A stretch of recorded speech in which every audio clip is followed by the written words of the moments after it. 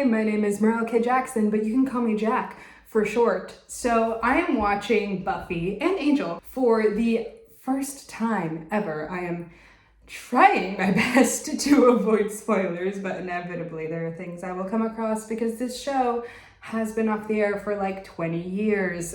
I haven't really filmed any sort of like review or recap or reaction or anything like that so far as I've been watching it. But considering that I literally just finished Buffy season 4 and alongside it Angel season 1 yesterday, I thought that I would go ahead and share my thoughts as someone who has never seen the show before. So if you are someone who, like me, is watching it for the first time, here is someone sharing their opinions about season 4 that will literally contain no spoilers for the rest of it because I couldn't possibly tell you anything that isn't already common knowledge. Or if you are someone who has been a fan of the show for a while, here's first impressions from someone who has really liked it so far. Okay, so season 4 of Buffy.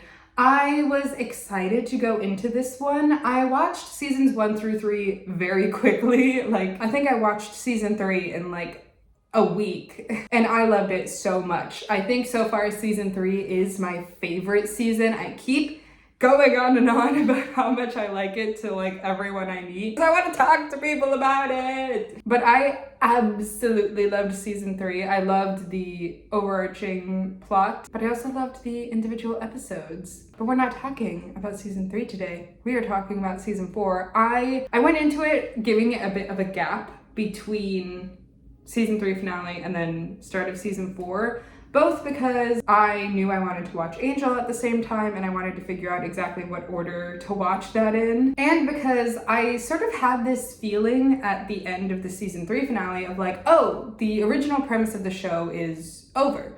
The original premise being it's a teenage girl in high school who is a vampire slayer and who is fighting all these demons and the forces of darkness. She has to balance growing up and just being a teenager and having to figure out your place in the world when you're not a small child but also not an adult yet, and having to balance that with literally being the chosen one to fight the forces of darkness. It seemed like that original premise was over because now Buffy was an adult. The high school was literally destroyed. The end of season 3 really felt like the end of that string of seasons. 1 through 3 felt like its own thing. And what I hear from fans is that 1 through 3 is the high school years and then 5 through 7 is the adult years, and those are pretty neatly segmented off. Hence why I was interested to get into season 4, because what I also hear from fans is that this is a lot of people's least favorite. Now, I can totally see why it would be. There's definitely issues that I have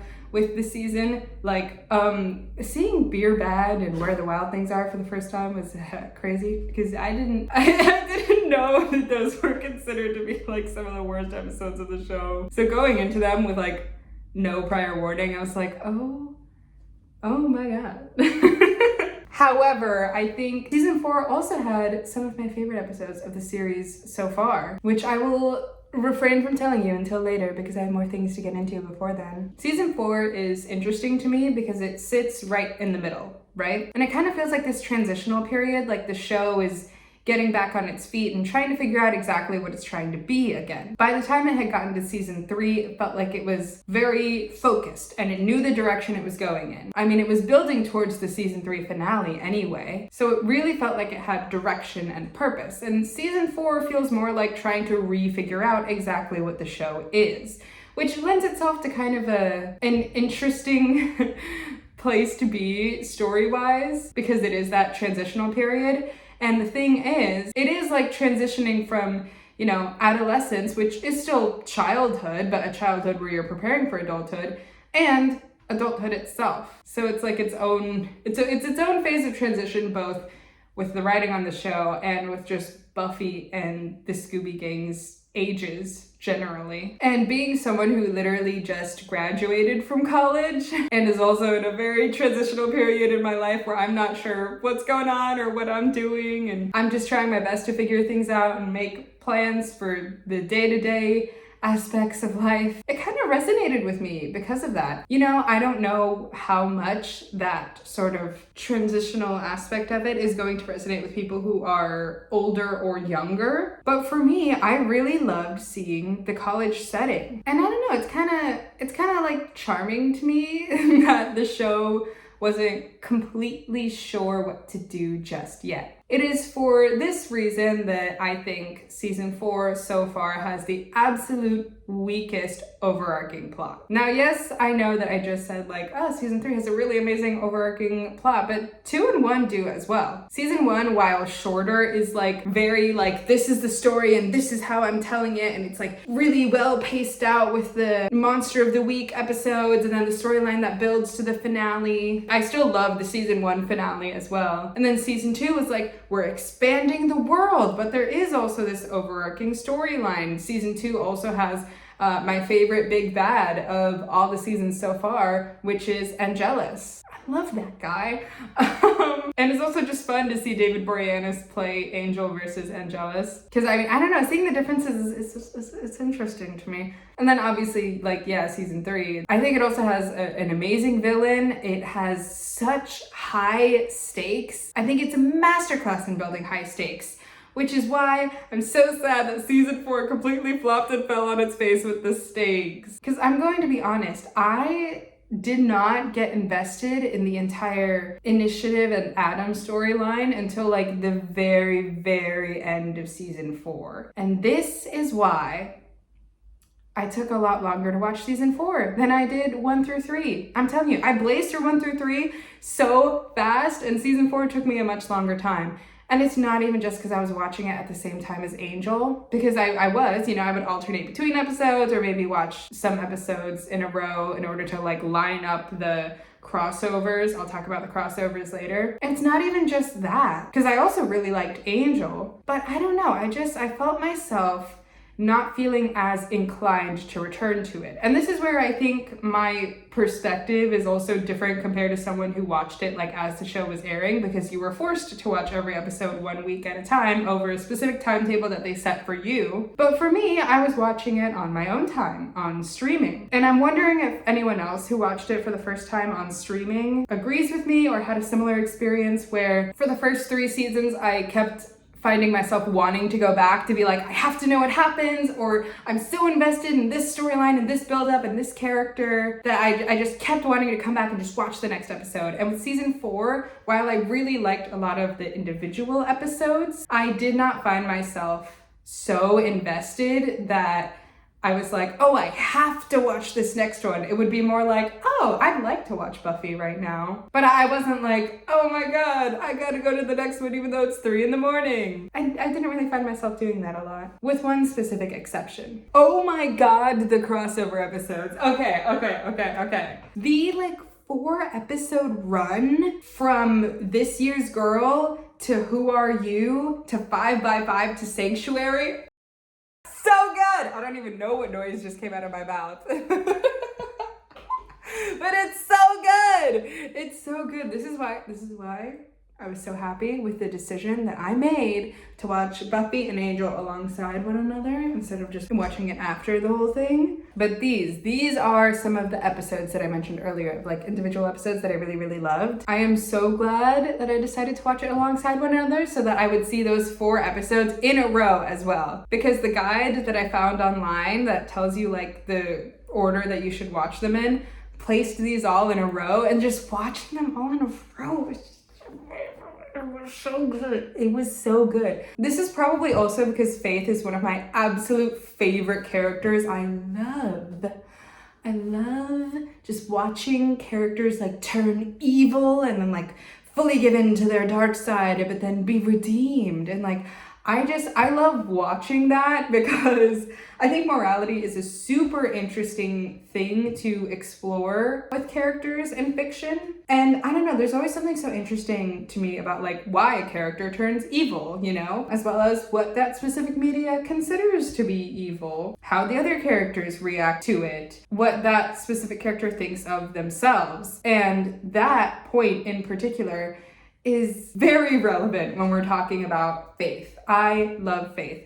like I said, one of my favorite characters so far. She's so interesting to me. I think the moment that made me say like, oh, these are the two best episodes of the show so far, when talking about This Year's Girl and Who Are You, the moment that made me say like, oh, these are the two best episodes of the series so far, was just that moment when Buffy and Faith are about to switch back. And they're like fighting in the church. And like Faith has just gone in, even though she doesn't have to, even though she literally has plane tickets and the plane is leaving and she's in the airport, that she could just run off to wherever she wants. But she chooses to come back and save everyone. And then it's the return of that line of like the because it's wrong, but she like means it this time. And she's like, she's playing Buffy, but it's also her own choice and her own desire, but she probably doesn't even recognize that because she's like, no, but I'm Buffy right now, but it's still her own mind, so she's choosing to do that. And she comes back and Buffy doesn't really understand what's going on, so they end up kind of like,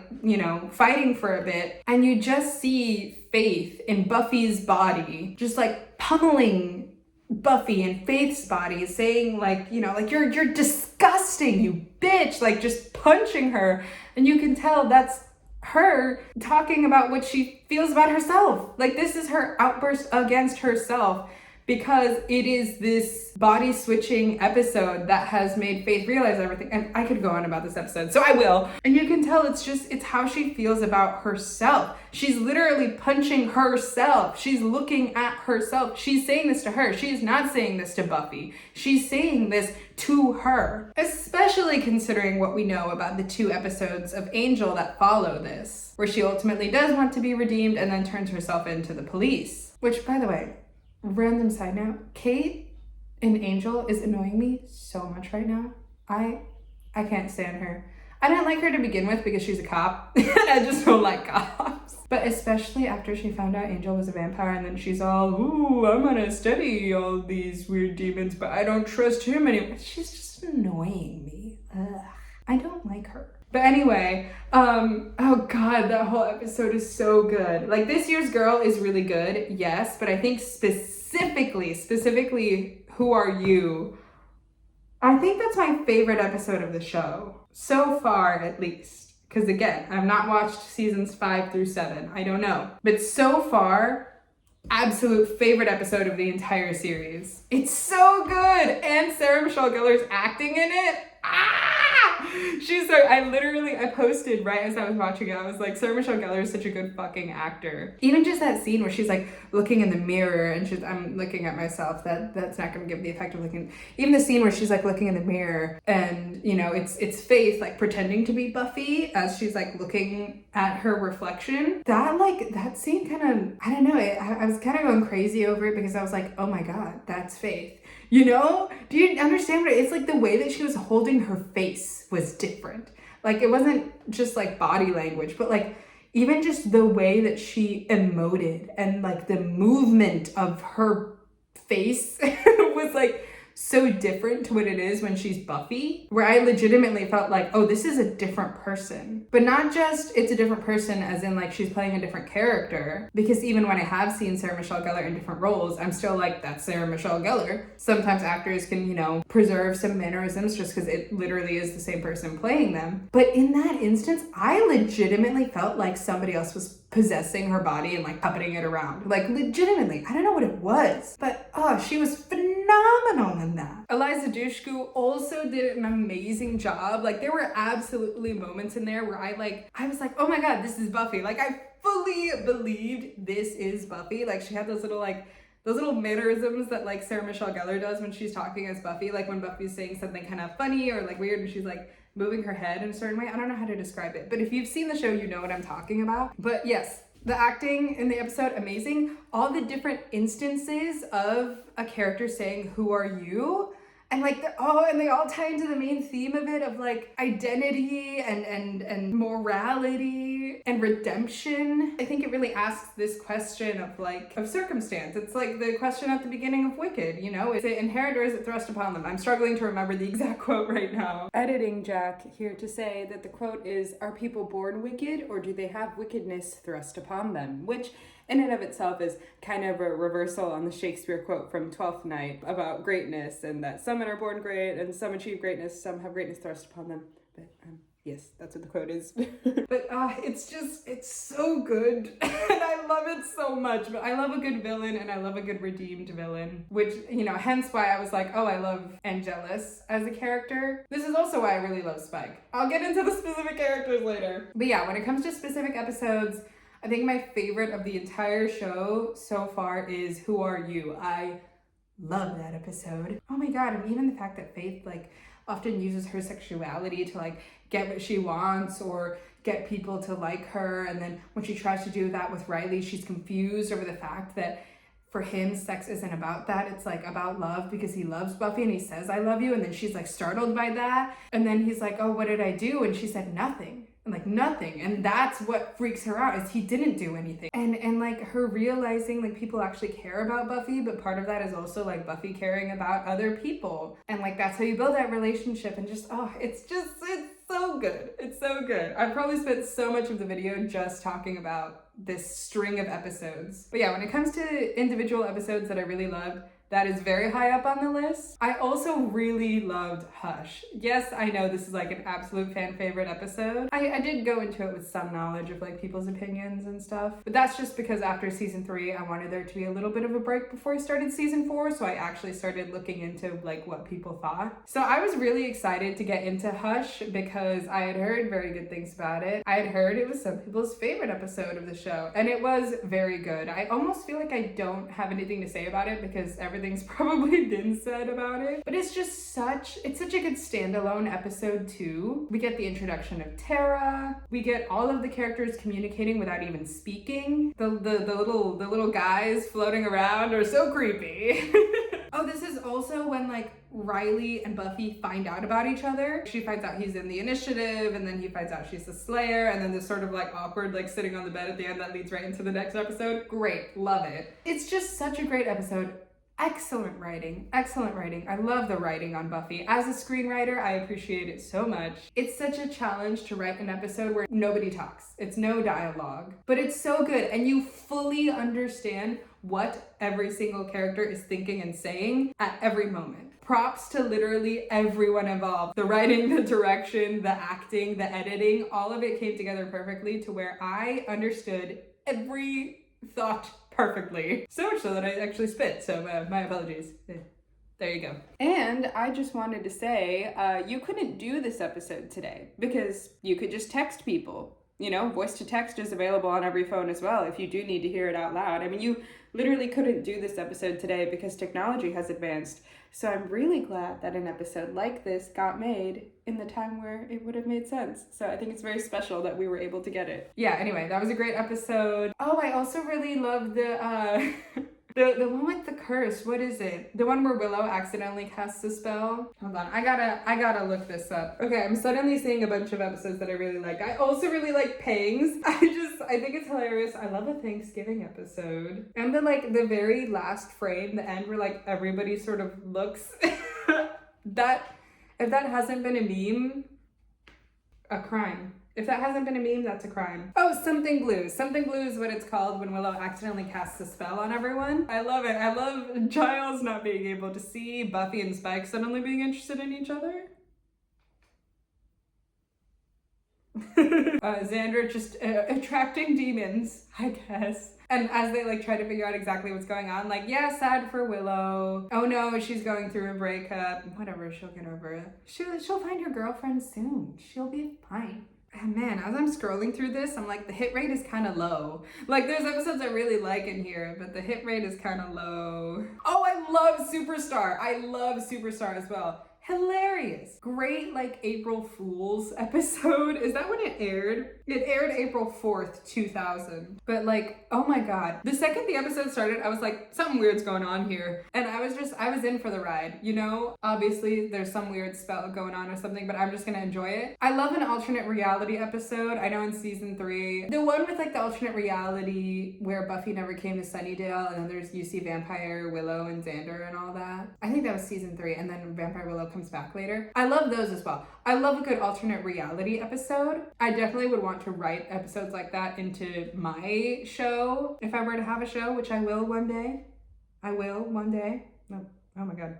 Sunlight. But I loved Superstar. I did not think that we would revisit Jonathan, but I love that we did. I think it's better that it's this like random background character that was present throughout seasons 1 through 3. Even better that I didn't even know he went to UC Sunnydale. Even better, because that illustrates the point further. From like a non-funny perspective, I also liked New Moon Rising just because of Willow's struggle. I mean, yeah, I'm gonna like the one where a girl actually is realizing that she's in love with another girl. Aww. I was so invested in Willow and Tara's relationship. Like every time there was like even some amount of tension between them or there was a scene between them, I would like just like lean forward and be like, oh, wait, I need to watch this. It really makes me so happy to see, you know, like it makes me so happy to see, especially because this was like the early 2000s. But it makes me really happy. I liked Fear itself as well. I think it's a much better way to explore like all of the characters' individual fears versus that one episode in like season 2. I don't remember which one it is. Or was that season 1? I don't remember, but it's one where like they're all trapped in like a nightmare or something like that, or their nightmares. And I don't know, that episode wasn't as good. But I think Fear itself, it was like a great way to explore everyone's fears. And if we're talking about dreams in the first place, there is of course the finale, Restless. Now about Restless, I watched this for the first time at like 1 a.m. earlier today. This is all very fresh. I was wondering what the season finale was gonna be because I watched the second to last episode and that was the like fight with the big bad and defeating it and tying up all the loose ends and stuff like that. And I'm so used to that being a season finale, especially for Buffy, that I was like, what are they gonna do for the last episode? And I think it's very fitting for season 4, which is kind of more of like a cozier, more casual, lighthearted season, for it to end on an episode where it's just everyone's dreams and they're all hanging out together. And I love to see them hanging out together. So I do think that's fitting, but I feel like I need to rewatch Restless because a lot of people seem to really like it, and I don't know, I think I wasn't ready to receive it. I think I was more like, are they gonna leave us on a cliffhanger? That was my thinking, because I was like, okay, they defeated the big bad in the episode before. Are they gonna set something else up now to make us want to come back for season 5? And then that didn't happen, so I think it was just my expectations. I think I would enjoy it more on rewatch, and I think I would enjoy it even more upon a rewatch of the whole show. Because again, first time watching it, I have not rewatched any of it at all so far. But I think I'm gonna watch Restless again today. It'll also just be useful for me because I feel it's actually a really good representation of what dreams are like. They're just kind of random and weird, and the geometry doesn't make sense, and the timelines don't make sense, and all that kind of stuff. And like sometimes you jump between consciousnesses. So it's actually a really accurate representation of what dreams feel like, which is particularly useful for me because of something I'm writing right now. Oh, I also really liked the Yoko factor. I know I'm supposed to be moved on to episodes I didn't really like, but I did like the Yoko factor just to see like Spike tearing the whole group apart. I love Spike. I'll get into him later. Episodes I didn't like. Obviously, Beer Bad. When I watched it for the first time, I was like, girl, what is this? What is this? What was that? I mean, seeing the title, I was like, is this gonna be like a PSA or something? I didn't like it. There were funny moments for sure. I loved seeing Caveman Buffy. Cavewoman, I guess. She was really funny. There were moments where they were like looking for her that I thought were funny. Her, oh my god, that whole storyline. Her with the guy, I forgot his name. The guy that just kind of like slept with her and then didn't care about her at all. They stayed on that storyline for way too long. I'm like, I feel like she would be over him by now, but I don't know. I guess she's had a bad dating history in the past. I love that she just kind of bonked him on the head. I liked that part where she hit him, where she enacted physical violence against this loser man. I liked that.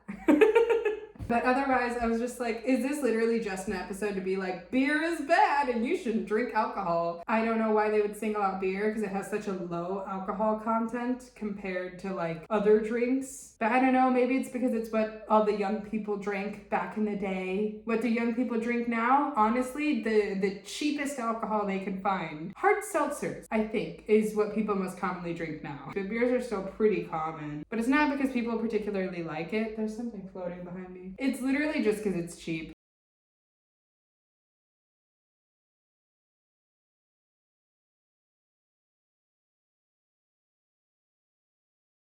I also didn't like Where the Wild Things Are. I just thought it was kind of weird. Also, random side note, but the fact that they're like, it's the spirits of these sexually repressed and abused children. And I was like, oh, okay, so like teenagers, right? You know, that's like when a lot of people are feeling very strong sexual feelings that they want to act upon for the first time. Obviously, that's what it is. And then when they're like summoning the spirits, they're all like children, like small children. I was like, oh, okay. It's kind of weird that you're like, yeah, this 8-year-old is so sexually repressed. I'm like, ugh, okay, weird. It's probably just an issue of like some sort of miscommunication with trying to find actors to play the children. But I don't know, that just felt weird to me. And then the last episode that I didn't really like was Living Conditions. This was another like, girl, what was that? I just thought it was weird. Again, I just thought, like, I didn't think it was that funny. And the whole thing of like, she's even, oh my, it was strange. It was so strange to me of like Buffy was acting really weird, but then also the roommate was acting weird. And then turns out she is a demon, but then also she was like sucking Buffy's life force, and then that's why she was acting like that. And then her demon dad shows up at the end to be like, you can't run away, Missy. But it's like, they're demons. It's like, I understand we're being more sympathetic towards demons now, and it's less like they're all evil and more like some are kind of harmless. Like, I understand we're in that area now, but being like, this demon is evil, and then right afterwards kind of humanizing them by them being yelled at by their parents, it's like, it's just strange to me. I don't think it works. I don't think the episode works because of that. But I do love that Willow and Buffy become roommates after this because I really, really wanted them to be roommates. I thought they would be. So when Buffy first got a different roommate, I was like, okay, well, something better happen to her, and then her and Willow can be besties, roommates, because I don't want there to be this random girl in the room. Okay. So I really didn't like that one. It wasn't funny to me, and it wasn't suspenseful. It was just confusing. Second to last thing, characters.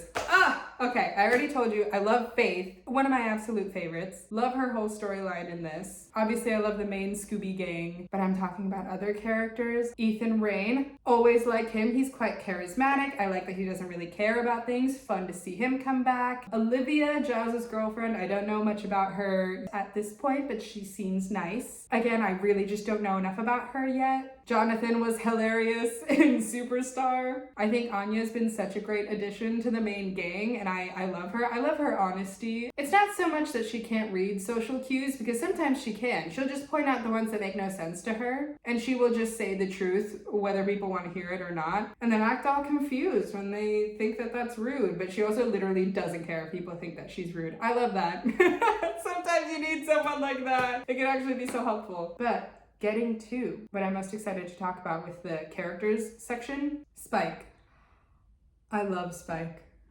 I love Spike so much.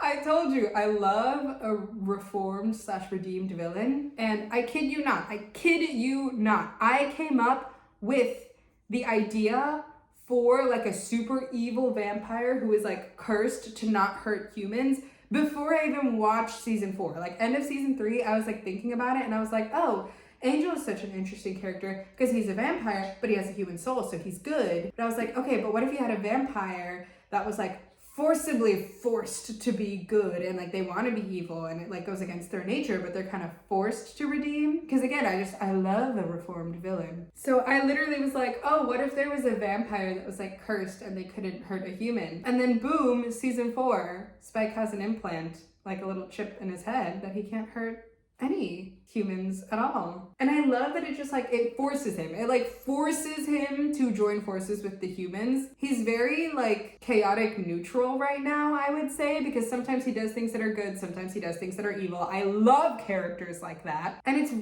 entirely purely of his own self-interest, but you can see he's like kind of sort of starting to like the gang a little bit. He certainly started to like Buffy when Faith was in her body and was flirting with him. I saw that. I saw that. I saw that. It was definitely attracted to her in that moment, I have to say. But I love Spike. He is hilarious this season. Oh my God, he has so many great moments. James Marsters is just like perfect this season. He plays Spike absolutely perfectly here. I really think comedy is his strong suit. And I love seeing a character that feels so inclined to be evil, just like kind of sort of also realizing that maybe sometimes he wants to be good. It is, of course, all just purely in his own self-interest at this point. But you have to wonder, like, why does he keep going back to them? Why does he stay in Sunnydale? Maybe it's just more entertaining to him and he wants to keep them around.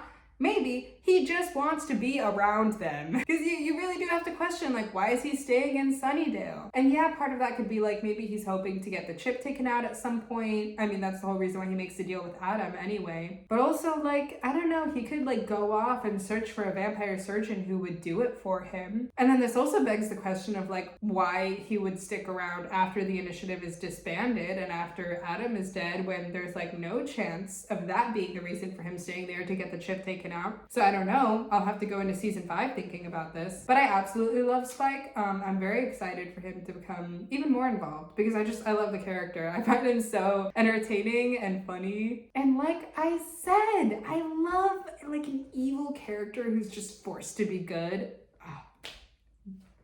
Beautiful. Now, you will notice there are specific things that I am not mentioning when it comes to me talking about the positives of season 4. So now I'm going to get into the things that I didn't like. The entire initiative and Adam storyline, and also Riley. Okay. I think Riley is a good boyfriend for Buffy, but I spent the entire season being like, I can't wait for the storyline to be over. Because I'm like, okay, they're not endgame. I wouldn't want them to be. I can feel that they're not. I know that they're not. I don't dislike him, but I don't like him either. I don't feel particularly attached to Riley. And like, I don't know. I feel like normally I would enjoy the like character development of somebody who's just kind of a soldier who just follows orders, and then like unlearning that and learning to be his own person. I think having him have a chip in him that he then rips out is a little too on the nose, honestly. I think the storyline would have been more powerful if it really was like he just was blindly following this and then now he's changed his mind. I think that would have been so much more powerful. Just like leave it metaphorical. Don't have him literally have a chip, which was literally introduced in like the second to last episode, and then have him rip it out. It's like, so then what did we do that for? What did we do that for? If you introduced it for like one episode and then it was gone, what was the point then? I mean, they were hinting at him being programmed, but I always thought that was just like a commentary on how the military will essentially like program these human beings into just following orders unquestionably. I thought that was the whole thing, because I thought the message was like, oh, it's bad to not question anything, and actually you should question authority, because what if they don't have your best interest at heart? And having that message specifically be about the military, I liked that. And then having it be like, oh no, but there is a chip in him. You ruined it. You ruined it. I feel like normally I would enjoy that storyline and that character development, but I don't really care for Riley as a character. I don't really know who he is outside of being a soldier who's learning to not be a soldier. I don't know. I didn't find myself caring too much about him. I don't really get why Buffy is so into him. But then again, Buffy is a hopeless romantic. We know this. She will sacrifice anything for her man, no matter who the man is at that point. But still, I don't find him that interesting. I don't hate him. I don't dislike him by any means. I just don't particularly like him either. I'm not very attached to him. And if he's like gone by the start of season 5, I'd be like, oh well, guess that was a season 4 thing. When it comes to the initiative, again, it's literally just like I think I would normally be interested in this. It was just the way that they did it. I don't think it was weaved into the rest of the storyline as well. This is Definitely my least favorite big bad, but I feel like that's a whole other conversation. There was too many things happening at the same time. Like there's the initiative, and then there was Professor Walsh, and then there was Adam. But then actually no, there's this other guy running the initiative now that Professor Walsh is dead. But no, actually it was first the scientist. Now it's this random military guy, and Buffy has to have a conversation with him because he doesn't even know about Project 314, and he doesn't know what they're talking about, and he doesn't know about this secret lab. And then she has to like show him up because it's like what she said would happen when all the hostiles were released. And it's like, okay, this could have been really interesting if you explored the like science versus magic of it all, because there were little hints of something really interesting there, like people in the initiative just thinking of demons as animals. That's super interesting. Of course, we know that demons have the ability to have an intellect equal to or superior to a human, and they're not just animals, they're legitimate mystical creatures. And the idea that the initiative is just kind of cataloging these things in like a very scientific manner, and they're not even bothering to look to things like mythology or folktales or things like that people have written down as they have already done research on these creatures and like not even bothering to look at that. I would have loved more of an exploration of that, because I do love the idea of Buffy and the rest of the gang kind of showing them up and being like, we know more than you, even though you're, being condescending towards us. We know more than you actually, and you don't even know what you're getting into. I liked Buffy's line of like, you're dealing with primeval forces that you don't even understand. I love the idea of them being able to do that, but I want that in more than just one scene. Like I wanted to see the initiative be this like huge thing that the government poured so much money into, and then they can't even handle it because they legitimately don't know what they're dealing with. I think that would have been better to explore. I don't think we spent enough time with the initiative, but also I didn't find the initiative as it was presented interesting enough to want to spend more time with it as it is. It didn't feel as like seamlessly woven in, because season 4 was such a character development season, in my opinion, that was kind of the main thing going on, of like all the characters being in this transitional period of their life and having to figure out where they stand in the world. And the initiative, while there's definitely interesting stuff there that could be explored, I simply do not think that pairs well with the characters' individual journeys of like having to find their place in the world, because that's what I think season 4 is about. But that just doesn't gel with the initiative storyline, in my opinion. Also, thing that I wanted to say, Adam is absolutely my least favorite big bad of all the seasons so far. I don't get his motivation. Yes, we learn, but only at the very end, that he wants to create this army of like others like him that are a combination of humans and demons and machine and all that. But you don't really get that from the get-go. And when Adam was first unleashed, it was kind of a Frankenstein parallel, and I really love Frankenstein, so I was excited for that. But no, it just turns out that he just wants to mutilate people to learn about them and then create his own army, which I think is the most boring way you could have gone about having a creature who didn't know what he was.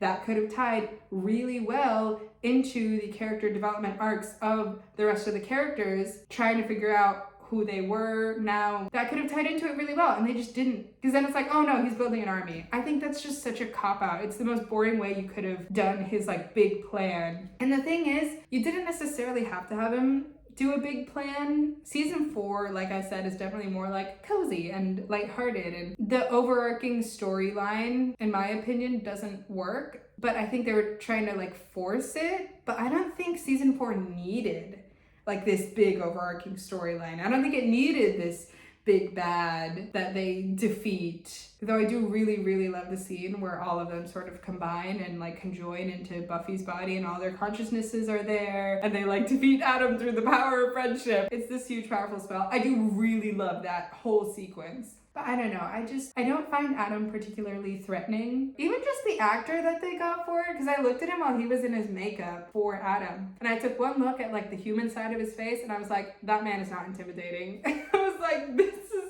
this is just one elongated twink, all right? I am not scared of him. And then I saw him in Restless out of the Adam makeup just as a person. I was like, see, what did I tell you? What did I tell you? What did I tell you? He's tall, but he's not intimidating, okay? People can be tall and also not intimidating at all right? I've met Dan and Phil. They were very tall, but they also were not intimidating to me, all right? And yes, I was nervous, but that's only because I didn't want to be weird. I bring up Dan and Phil only as like an example of like men who I think are very tall but have a very non-threatening aura, which I think is great. I think more men should be non-threatening. What I mean is, just looking at Adam, I didn't find him all that scary. I didn't. And like Buffy's not scary as a show, but like Angelus, I was like, oh my god.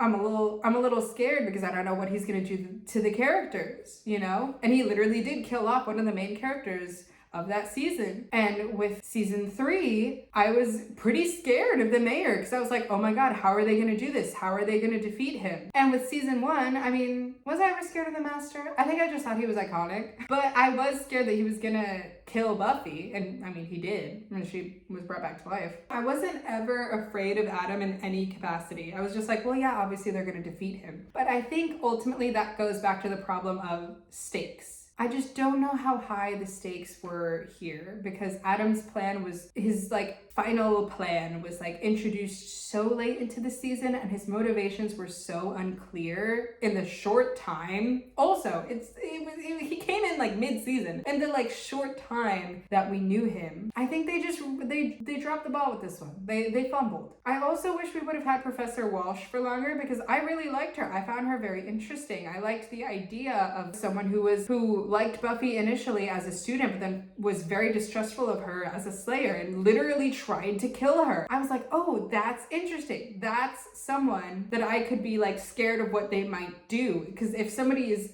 willing to try and kill the slayer just because they threaten their plan, that is like unpredictable. I kind of like, oh, what are they going to do next? And then she just died. They should have kept Professor Walsh for longer. If there had to be a big bad, then it should have been her. I think she was the part of the initiative that I was most invested in, and then she just died unceremoniously. The initiative also felt very directionless after she died. She was their leader, but then suddenly she wasn't. Actually, now there's a bunch of these other random guys. And like, Adam is out there, but he was like, Adam was out there for like so many episodes. I know I said we had him for a short time, but I mean specifically this period of time where he was just like out and they didn't know what he was doing. I felt like they ignored him for too long there. That should have been like a 2-episode arc. And then maybe we had him for longer, or maybe not. I don't know. The stakes were a lot higher when it was, oh, this unstable, unpredictable person who is very smart and has an entire government-issued team and military behind her has this plan that we don't know what it is yet. Because here's the thing, we don't discover what her plan was until the very end when Adam's like, oh, we're gonna build an army. But I don't think it makes sense for Adam to want to build that army. I do think it would make sense for Professor Walsh to want to.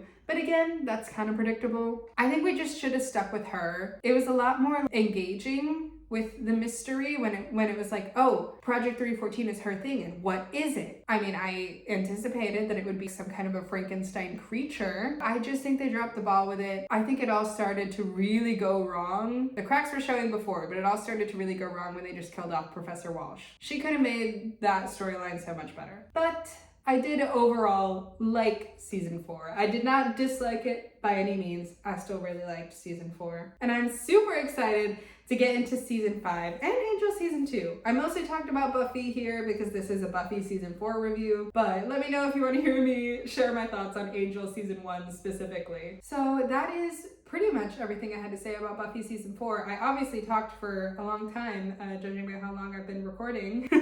Who knows when I'll edit this and get it up and post it.